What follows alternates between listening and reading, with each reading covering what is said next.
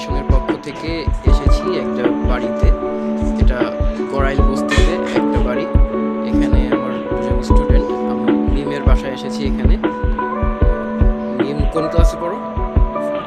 Class 4-এ পড়ো। কোন স্কুলে? স্বপ্নশ্রী মডেল স্কুল থেকে ক্লাস 4-এর শিক্ষার্থী মিম। তো তোমার বাবা মা কি করেন বলেছিলে? কিসের চাকরি করেন? আচ্ছা, তো তারা এখন বর্তমানে বাসায় উপস্থিত নেই। আমি তোমার বাবা মায়ের পরিবর্তে তোমার গার্ডিয়ান একজনের কাছ থেকে আমি কিছু কথা জানতে চাচ্ছি। আসসালামু আলাইকুম। আমি সম্প্রতি শুনতে পাচ্ছিলাম যে সম্প্রতি নাকি ওদের পড়াশোনা বন্ধ করে দেওয়ার মতো একটা অবস্থা হয়েছিল। এরকম ব্যাপারটা আপনি কি একটু বর্ণনা করতে পারবেন? আসলে কি ঘটেছিল? এরকম কিছু না। আচ্ছা, তাহলে ওদের সংসার কিভাবে চলে?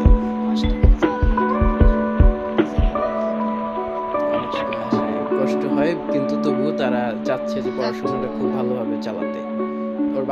ওর মা যেখানে কাজ করে সকালে কখন যায় এবং কখন আসে? সকালে 7:30 যায়, 7:30টায় চলে যায় এবং আসে বিকেলে আসে। অনেক দেরি হয়ে যায় আসতে, তাই তো? আচ্ছা, কষ্ট হয় মানে যাইতে ওদের ঘরটা কোনখানে? ঘরটা কোনটা? আচ্ছা, এটা হচ্ছে এদের ঘর, দেখতে পাচ্ছেন আপনারা। আচ্ছা, এটা হচ্ছে শরীফদের ঘর। হ্যাঁ, বুঝতে পেরেছি। তো এখন তোমার ভবিষ্যৎ পরিকল্পনা হলো কি হবে তুমি বড় হয়ে? শিক্ষক। আচ্ছা, মিম বড় হয়ে শিক্ষক হবে।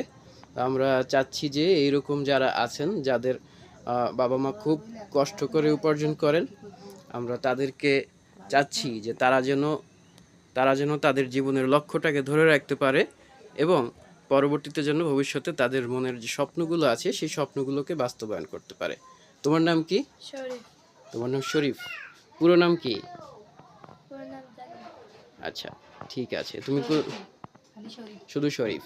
ওকে, সুন্দর নাম। তুমি কোন ক্লাসে পড়ো? তৃতীয় শ্রেণী। শরীফ 3য় শ্রেণীতে পড়ে। তুমি বড় হয়ে কি হতে চাও? ডাক্তার।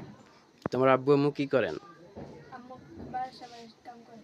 আচ্ছা, শরীফের আম্মু বাসা বাড়িতে কাজ করেন এবং শরীফের আব্বা কি করেন? আব্বু নাই। শরীফের বাবা নেই। আমরা দেখতে পাচ্ছি যে এখানে শরীফ শরীফ বড় হয়ে ডাক্তার হতে চান, কিন্তু তার যে পারিবারিক অবস্থা এবং সব কিছু মিলে আপনারা দেখতে পাচ্ছেন।